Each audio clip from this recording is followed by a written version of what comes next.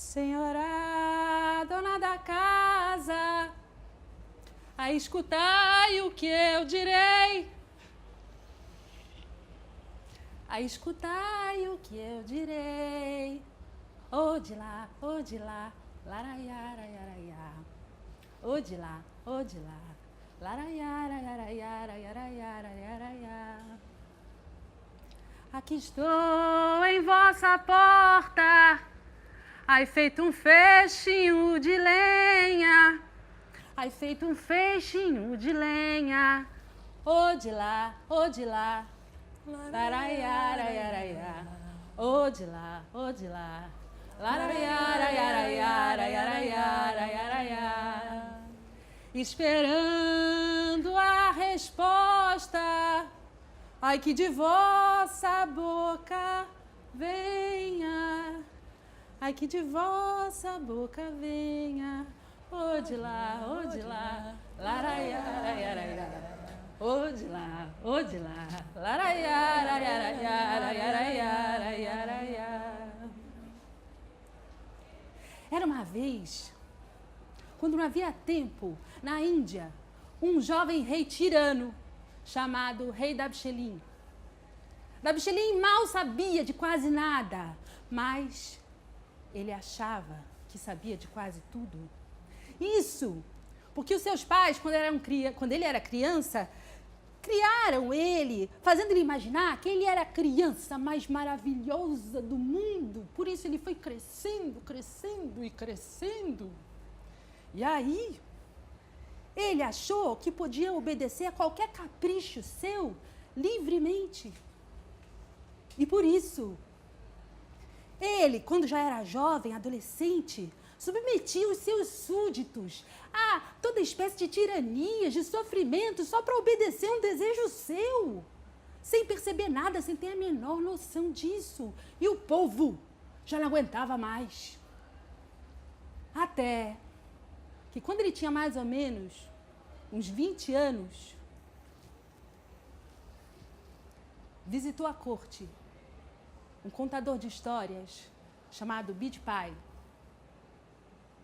que observou atentamente o que acontecia e, num determinado momento, percebeu que devia falar claramente sobre aquilo. Começou de uma maneira educada, mas, no ápice das suas palavras, ele teve que ser um pouco mais enfático, o que chocou totalmente toda a corte. Mas, será que você é cego ante ao sofrimento das pessoas? Será que você não tem cérebro? Será que você não tem olhos? Será que você é um rei ou uma espécie de melão? E então, o rei Dabjeeling ficou furioso. Levem esse contador de histórias, esse daqui, ó, levem ele para a prisão. Cortem a cabeça dele, porque eu não quero ver ele nunca mais. Ai.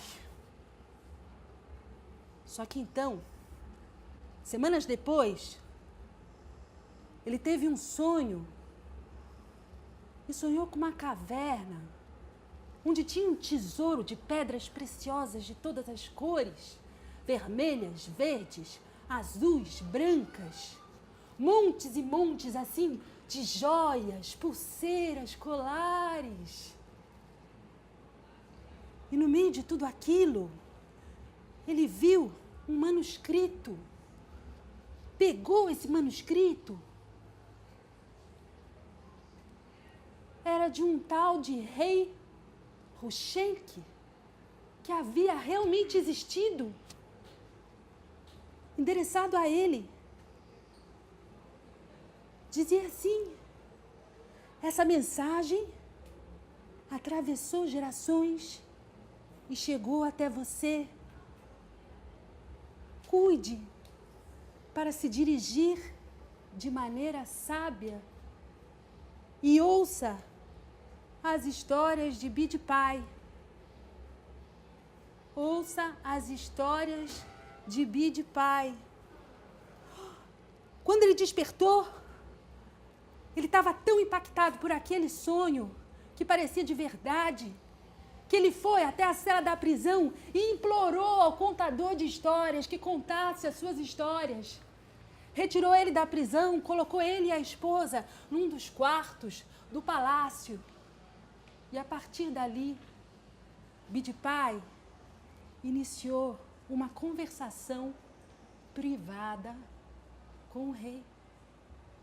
E começou a contar histórias maravilhosas, todas com bichos. Bichos de todas as espécies, leões, leopardos, chacais, lobos, tigres.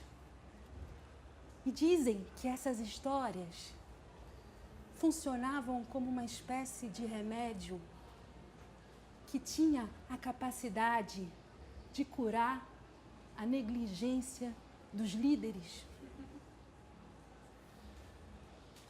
Então, o contador de histórias e o rei iniciaram uma amizade cordial e generosa, onde cada um cedia o seu melhor. Muitas histórias foram contadas. E o rei Dabshelim, porque ele tinha uma humildade sincera e uma predisposição à autoconsciência, ouviu cada uma dessas histórias e cada vez melhor, e cada vez melhor e melhor. Até que um dia, Bidpai percebeu que ele devia contar a última história. Eu preciso ir embora e só voltar quando for o tempo de mais uma dose de histórias. Mas você, rei, deve lidar com a possibilidade que talvez nunca mais eu volte. Mas por quê? As suas histórias são tão importantes para mim, por que você tem que ir embora de vez? Será que você não pode voltar pelo menos com um pouco mais de frequência? Não, eu não posso voltar. Porque eu não quero ouvir de você, ai, lá vem você de novo.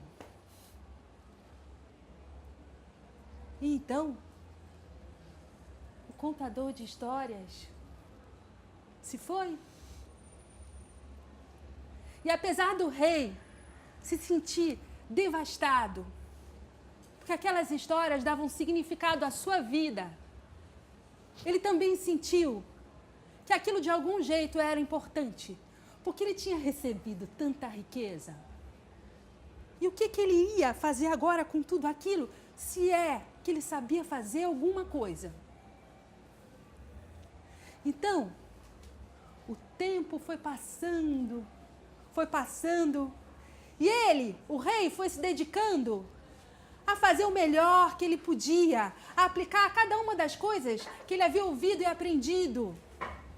E então, muito devagar, ele foi se dedicando a organizar a si mesmo e ao reino. E as coisas melhoraram, passo a passo. As prisões foram ficando vazias. E o povo foi se sentindo bem, num equilíbrio harmônico entre o prazer e a dor. Nesse meio tempo, o rei teve 3 filhos, 2 príncipes, uma princesa, que se tornaram crianças alegres e vivazes. E quando eles eram mais ou menos assim, jovens, adolescentes, o rei começou a nutrir a fantasia que um dia Bidpai poderia voltar. Mas ele mesmo já tinha preparado todas as coisas, dizendo, olha, você sabe qual é a causa da infelicidade humana? É uma causa muito simples, mas universalmente ignorada. Você sabe qual é a causa? Não faz nem ideia. Você sabe qual é a causa da infelicidade? Tá pensando, devagar. Juliana, você sabe? Chuta. Ai. São muitas causas. Se você tivesse que escolher uma. Se tivesse que escolher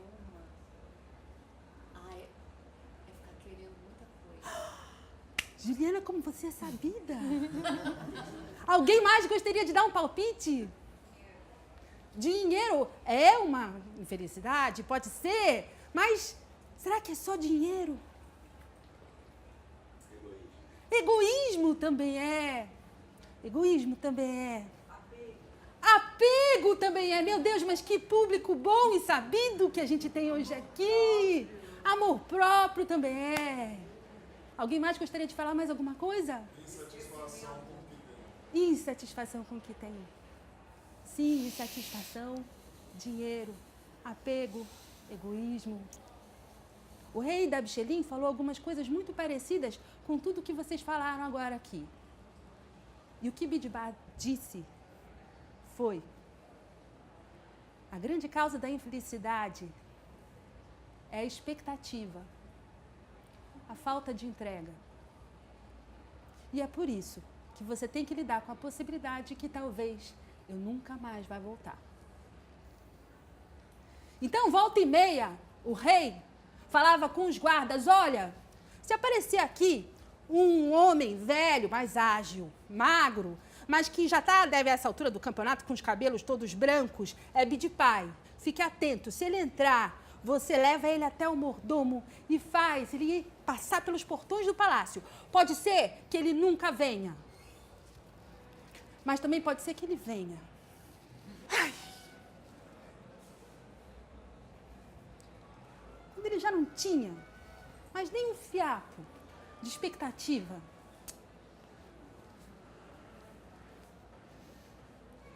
o contador de histórias voltou.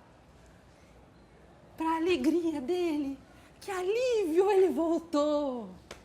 E os dois deram um grande abraço e retomaram a conversação do ponto em que pararam. E Bidpai disse: vamos começar sem nenhuma formalidade, do ponto exato em que paramos. E foi assim que numa noite, sob a luz das estrelas, num canto do terreno do palácio, os dois pegaram travesseiros e cobertores, se sentaram, um do lado do outro. E Bidpai contou um grupo de histórias que versavam sobre o velho tema de como perder o que se tem.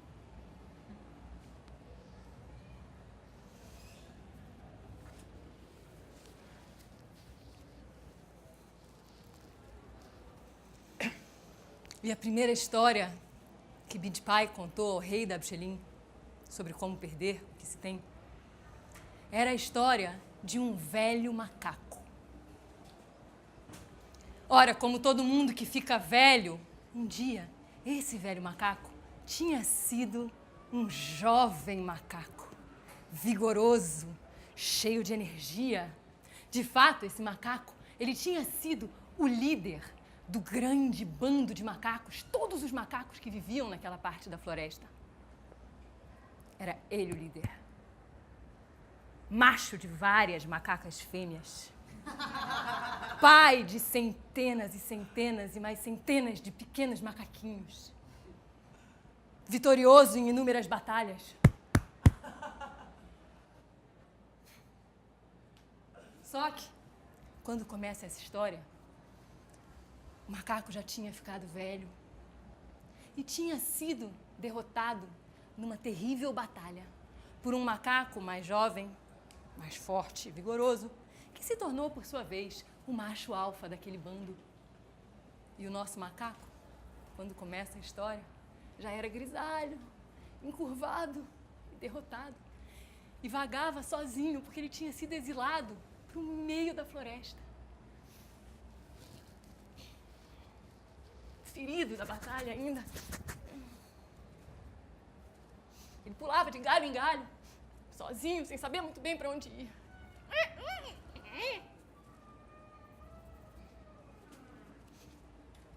Até que de galho em galho ele chegou na copa de uma enorme, frondosa figueira. Uma árvore carregada de figos suculentos, doces e macios, bem na beira de um enorme rio de águas barrentas. E lá, naquela árvore bem alta e cheia de figos, nosso velho macaco se sentiu bem.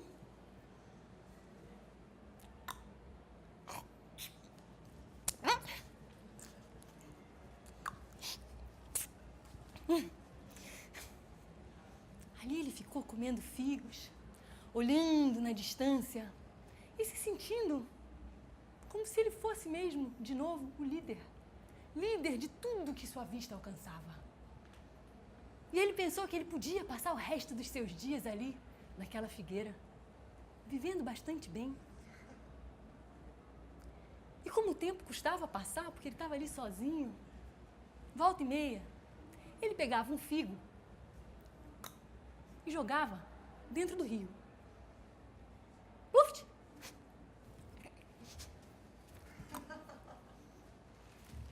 Pluft! Pluft, pluft!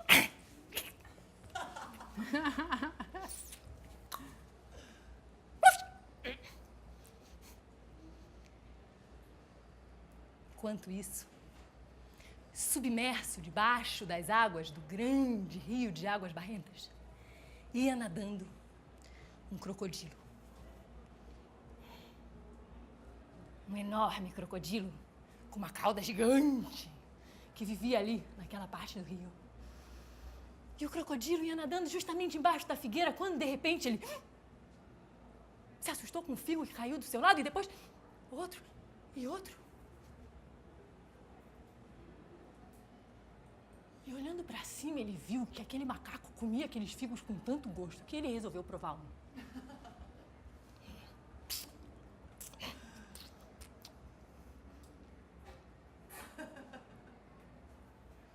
Vocês acreditam que o crocodilo gostou daquele figo? Depois de anos e anos, muitos anos, se alimentando só de carne, salgada, dura, carne, ossos, tripas. Aquele figo era estranhamente bom, suculento e doce. E o crocodilo passou a ficar ali esperando. Pegando um e outro. E um dia, ele resolveu puxar assunto com o macaco. Olá! Ei!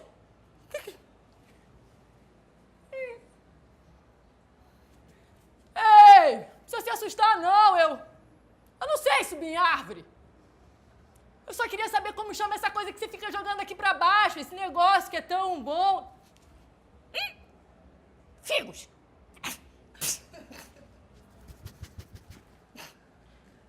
Vai me dizer que você comeu um figo? Você é um crocodilo! Carnívoro! Só come zebras, hienas, leões, macacos!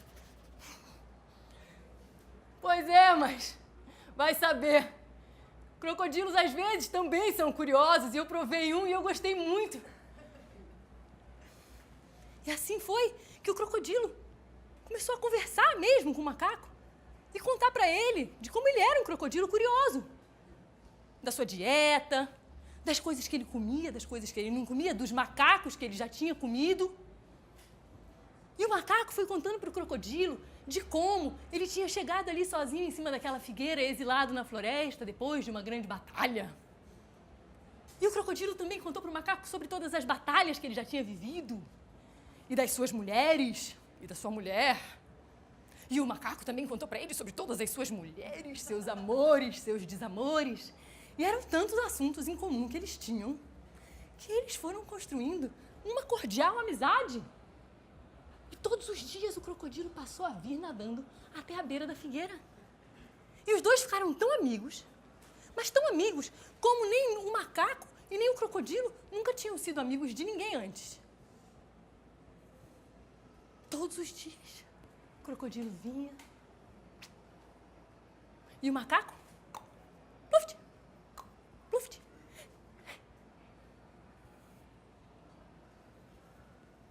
Mas acontece que lá, subindo um pouco o curso do rio, mais adiante, lá na ilha de Juncos, onde vivia o crocodilo, estava a crocodila fêmea, sua esposa. E a crocodila fêmea não estava gostando nada daquela história do seu marido crocodilo. Voltar para casa mais tarde, todos os dias, trazendo figos. Tinha ficado amigo de um macaco. Um macaco. Crocodilo macho, amigo de um macaco. Estranho. Muito estranho. O que será que eles tanto conversam? Onde já se viu? Tem alguma coisa muito mal contada nessa história. E realmente, ela conversou com todas as suas amigas crocodilas. Com as vizinhas, com as suas muitas primas, com as vizinhas das primas, com as amigas das amigas e das vizinhas. E todas as crocodilas da tribo concordaram que realmente um crocodilo, amigo de um primata, era uma coisa muito estranha. E que tinha alguma coisa não muito bem contada nessa história. E então, um dia, quando o crocodilo voltou para casa, já bem tarde, depois de uma tarde inteira, conversando na figueira com seu amigo, ela o confrontou diretamente, rápido, como um crocodilo dando um bote num pássaro em pleno voo. Então, que história é essa de amigo macaco? Eu acho muito estranho e eu digo mais. Acho que você deve estar se divertindo com uma macaca. Macaca? Que absurdo! O que você está falando? É meu amigo. Olha, eu fiquei amigo ali por causa dos chicos. Não acredito em nenhuma palavra. Nenhuma palavra. A crocodila não estava gostando. Não estava gostando que seu marido fosse tão amigo de outro macho. Realmente, o crocodilo, conhecendo a sua esposa e sabendo que ela era muito excitável, que ela logo ia ficar querendo saber de todos os detalhes, ele não tinha contado todos os detalhes das suas conversas, sobre tudo que eles falavam. Ora, o próprio crocodilo, ele mesmo, não tinha nenhuma paciência para ficar ouvindo quando ela falava da prima, da irmã, que tinha separado, que tinha casado, que depois tinha tido um cara. Só que o fato dele não contar tinha feito com que ela ficasse ainda mais desconfiada. E assim foi que ela começou a ficar realmente magoada com aquela situação. E ela começou a chorar lágrimas de crocodilo, que para ele não pareciam nem um pouco falsas, pareciam muito sentidas e de coração. E ela se pôs de cama e se recusou a levantar da cama, de juncos, que eles tinham uma cama. E ela se recusou a comer, fez uma greve de fome. Não queria saber de nada. E o crocodilo deixou de visitar o seu amigo macaco por 1 dia, 2, 3, para ficar ali, tentando atender a sua esposa, para que ela não ficasse sentindo aquele ciúme todo, sem razão. E um dia, depois de 3 dias que ela estava sem comer, vocês podem imaginar uma crocodila assustadora? Agora imagina uma crocodila assustadora 3 dias sem comer. Ela estava bem mais assustadora. Pois nesse dia, ele perguntou à minha mulher, o que você quer? O que eu posso fazer por você? Pra você deixar de ficar assim, voltar ao normal. O que eu quero? Eu sei o que eu quero. Eu me levanto dessa cama e como alguma coisa quando você me trouxer o coração desse macaco, que deve ser tão doce como um figo de carne.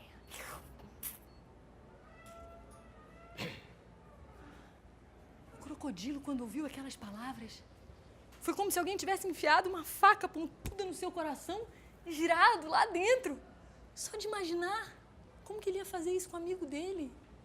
O amigo de tantas confissões, de tanta confiança. Voltar para a figueira como um predador à espreita.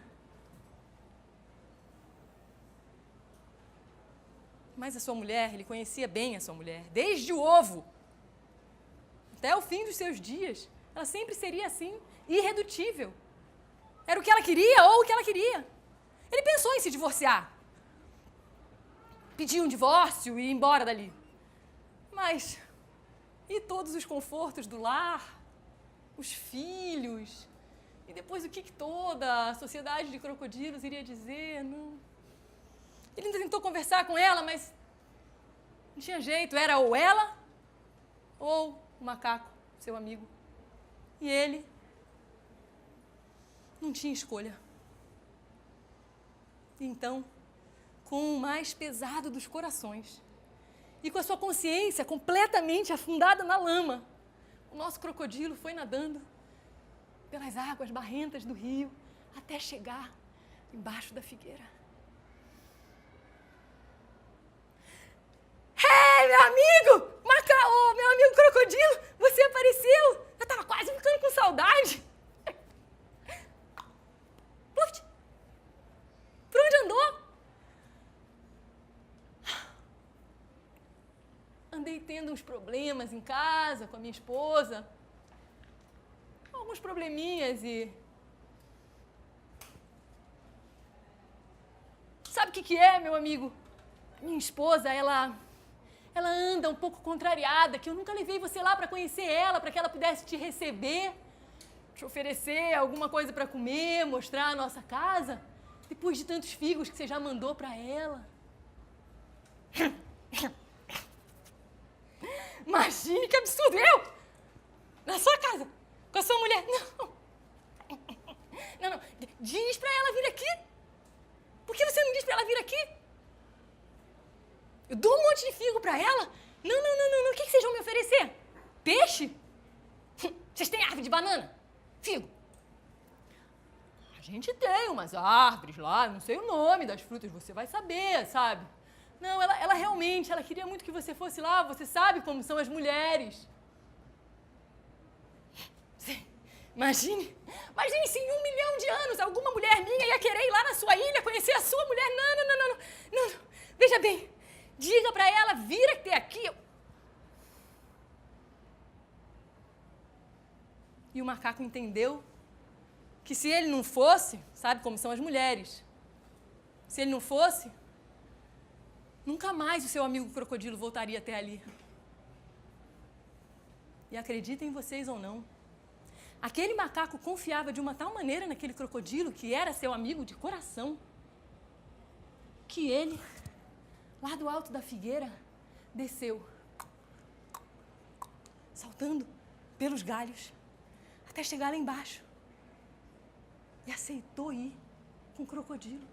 E de um salto, pulou nas costas do crocodilo. Ele não tinha muito onde se segurar e o crocodilo, na mesma hora, afundou na água e foi para o meio do rio e começou a nadar em direção à sua ilha de juncos. A água ia ficando cada vez mais funda. E o macaco olhou para trás e viu a sua figueira tão confortável, ficando lá longe na distância, pequenininha. E ele pensou, não, eu sou mesmo um macaco que foi além dos seus limites. Olha onde eu estou agora e... qualquer bicho, qualquer pássaro voando pode me agarrar e qualquer outro crocodilo dá para ir mais devagar. Sim, claro, eu vou bem mais devagarzinho, pode deixar, cuidado para não se molhar, segura bem, não tem onde muito se segurar, sabe? O macaco foi tentando, ainda segurou nas costas do crocodilo, e o crocodilo nadando mais devagar, mas ainda assim sempre em frente, em direção à sua ilha de juncos, onde a sua mulher ia devorar o macaco, seu amigo. O crocodilo começou a pensar para si mesmo, falando debaixo d'água, eu sou mesmo um crocodilo desprezível, miserável, como que eu posso estar fazendo isso com meu amigo? Um traidor, um réptil completamente dominado pela sua esposa. O macaco, ele não ouviu nenhuma palavra que o crocodilo disse. Mas ele começou a sentir uma leve mudança nas vibrações do crocodilo. Como se alguma coisa tivesse mudado, alguma coisa indicava um perigo. Ei, tá tudo bem? É difícil nadar devagar, assim, você não sabe nadar tão devagar? Tô te achando meio estranho. Não, imagine, tá ótimo, eu tô tão feliz que você tá indo comigo lá pra minha casa, conhecer a minha esposa, finalmente, ensinar o nome das frutas e... Só que naquela hora o crocodilo não aguentou mais e teve uma súbita explosão de sinceridade e de uma vez contou tudo pro macaco. Pediu desculpas e disse que, na verdade, ele estava levando ele para ser banqueteado pela sua esposa, que tinha exigido comer o seu doce, doce coração.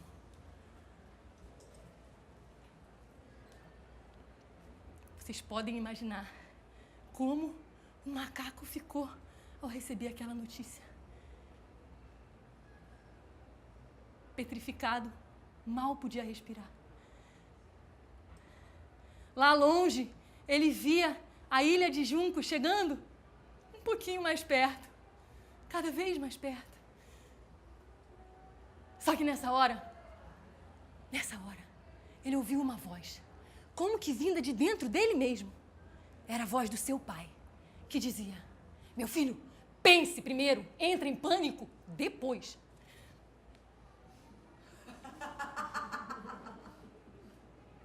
Ah, meu amigo, ele disse, por que você não me avisou antes?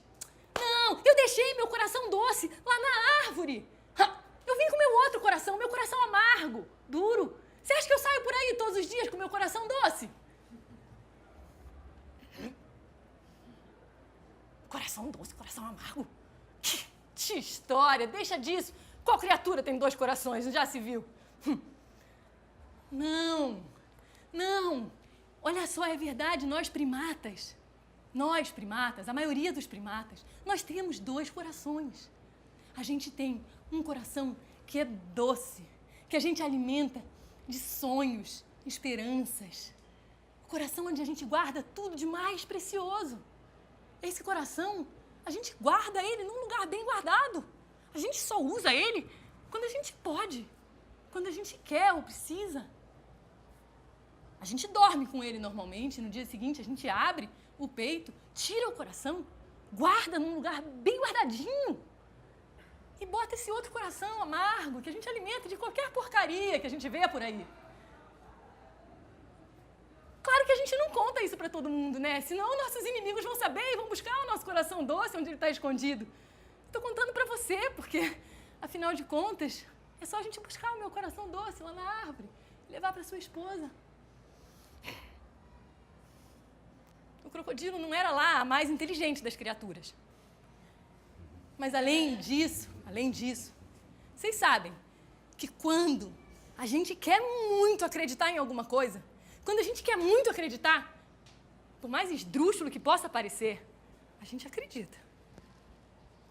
E ele disse, então é verdade? Você tá falando sério? A gente pode voltar lá e pegar o seu coração doce e levar pra minha esposa e ainda continuar amigo?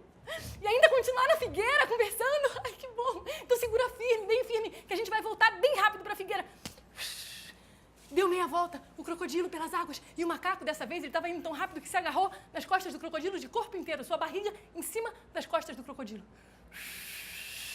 E mais do que depressa, eles chegaram na base da figueira. O macaco subiu até o galho mais alto e lá em cima. Agora sim, sentindo um pânico danado e uma raiva daquele crocodilo.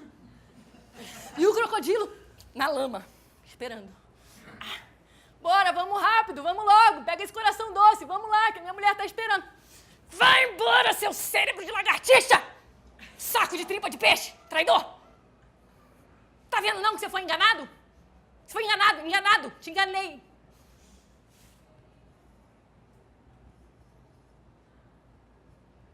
É?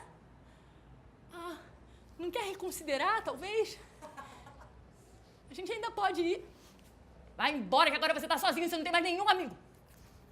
Nenhum amigo no mundo.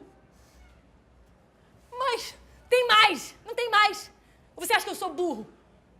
Burro, que nem aquele burro, orelhas de abano daquela outra história.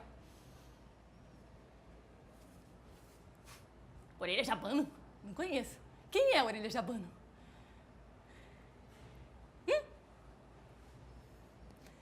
E por incrível que pareça, com o macaco lá no alto da figueira e o crocodilo na lama, o crocodilo tanto insistiu que o macaco, mesmo com raiva, ainda contou para ele a história do Orelhas de Abano, que era um burro, mas ele era burro mesmo. Tão burro, que ele conseguiu ser enganado por um chacal e ser devorado por um leão aleijado.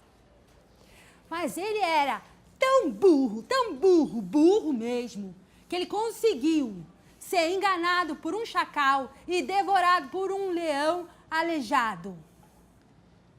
E então Bidpai contou essa história para o rei da Abichelim.